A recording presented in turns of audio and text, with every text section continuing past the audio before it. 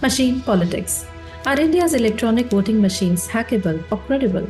Questions are always raised about the use of EVMs in Indian elections.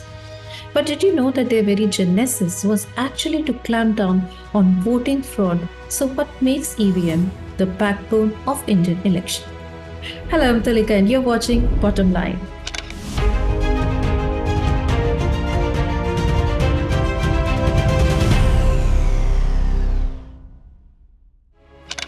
In every episode of Bottom Line, I'm bringing you the most unique, amazing, and interesting aspects of India's Lok Sabha election.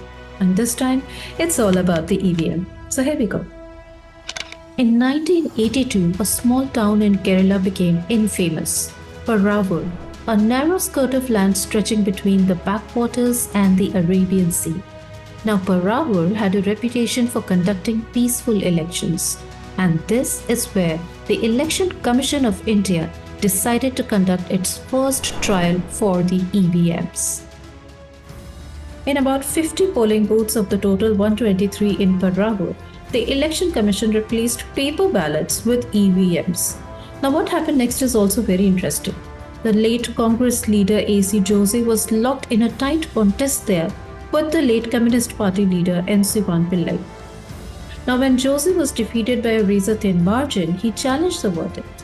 A repoll was done by replacing EVMs again with conventional paper ballots, and Jose won. So the start of EVMs in India was actually quite a flop.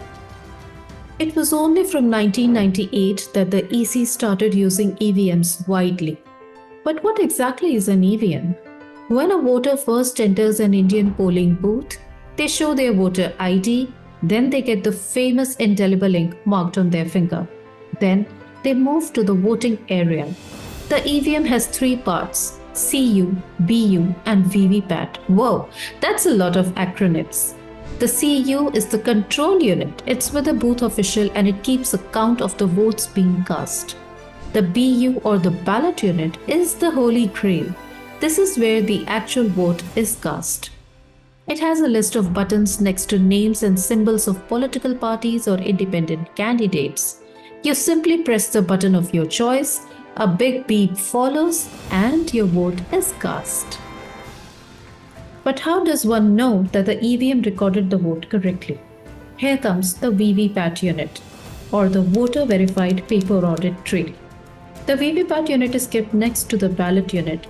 Now, once the vote is cast, the VVPAT unit prints a tiny slip of paper containing the details of that vote. The voter can see and verify these details. The paper slip remains there for 7 seconds, and after this, it automatically drops inside a tiny box. An important point to note here is that EVMs are completely made in India by two public sector undertakings, Bharat Electronics Limited and Electronics Corporation of India Limited.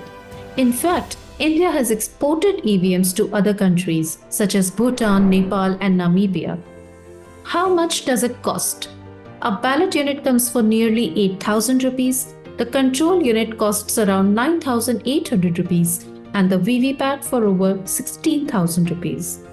Here is some more trivia. The economic life of EVMs is approximately 15 years. What's the maximum number of votes an EVM can take? About 2,000. And what's the maximum number of candidates an EVM can take? One set of EVM can cater to up to 384 candidates, including nota. Now comes the most important part. What if an EVM can be hacked? Well, according to the Election Commission of India, EVMs and VVPATs are stand-alone machines.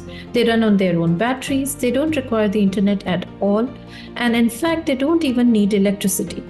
But doubts are still raised about the EVMs being reprogrammed or manipulated by connecting to cell phones or Bluetooth devices, or even physically replaced by other EVMs. Well, here is what the Election Commission has said and demonstrated about. There are microcontrollers on the EVMs that disable reprogramming.